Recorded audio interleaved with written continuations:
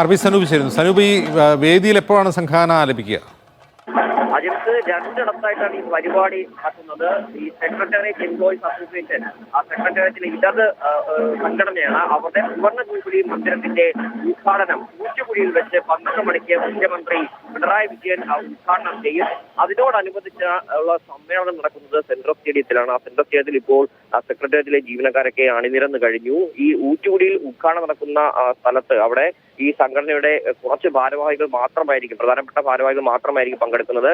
ബാക്കി അവിടെ ഉദ്ഘാടനം നടത്തിയതിനു ശേഷം മുഖ്യമന്ത്രി നേരെ ഈ സമ്മേളനത്തിൽ സെൻട്രൽ സ്റ്റേഡിയത്തിലേക്ക് വരികയാണ് ചെയ്തത്. നേരത്തെ നിശ്ചയിച്ച പ്രകാരം ആദ്യം ഉദ്ദേശിച്ചത് മുഖ്യമന്ത്രി ഈ സെൻട്രൽ സ്റ്റേഡിയത്തിൽ എത്തിയ ശേഷം അവിടെ ഈ സ്തുതിഗീതം പാടിയാൽ മതി എന്നായിരുന്നു. പക്ഷേ ഈ വിവാദങ്ങളുടെ പശ്ചാത്തലത്തിലാണ് ഈ സ്തുതിഗീതം പാടുന്നതിന്റെ സമയം മാറ്റിയത്. മുഖ്യമന്ത്രി അവിടെ ഉദ്ഘാടനം നടത്തുന്ന സമയത്ത് തന്നെ സെൻട്രൽ സ്റ്റേഡിയത്തിൽ മുഖ്യമന്ത്രിയുടെ സാന്നിധ്യം ഇല്ലാതെ ഈ സ്തുതിഗീതം പാടാൻ വേണ്ടിയാണ് തീരുമാനിച്ചിട്ടുള്ളത്. അതിന്റെ തയ്യാറെടുപ്പുകളൊക്കെ ഇപ്പോൾ ഈ സെൻട്രൽ സ്റ്റേഡിയത്തിൽ നടന്നുകൊണ്ടിരിക്കുകയാണ്. ഈ വനിതകളും സംഘഗാനം പാടാനുള്ള വനിതകളും അവരുടെ അണിയറ പ്രവർത്തകങ്ങളൊക്കെ തയ്യാറായി കഴിഞ്ഞിട്ടുണ്ട്.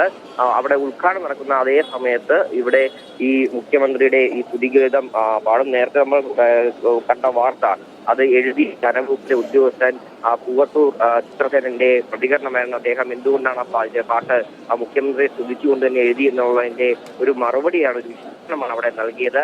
ഈ വിവാദങ്ങളുടെയൊക്കെ പശ്ചാത്തലത്തിൽ തന്നെയാണ് ഈ ഒരു സമയത്തിലും മാറ്റം വരുത്തിയത്. 100ഓളം സ്ത്രീകളും അതിനനുസരിച്ച് 70ഓളം പുരുഷന്മാരടക്കം 179ഓളം പേരാണ് ഈ സ്തുതിഗീതം പാടുന്നതിന് വേണ്ടി ഇവിടെ അണിനിരന്നിട്ടുള്ളത്. ഇനിയിപ്പോൾ ഇതുമായി ബന്ധപ്പെട്ട് നേരത്തെ ഉണ്ടായിട്ടുള്ള വിവാദം, ആദ്യം ഉണ്ടായത് ഈ ഫ്ലക്സ് വെച്ച വിവാദമായിരുന്നു. ഈ സുവർണ്ണ ജൂബിലി മന്ദിരത്തിന്റെ ഉദ്ഘാടനത്തോടനുബന്ധിച്ച് ഈ സെക്രട്ടേറിയറ്റ് വളഞ്ഞു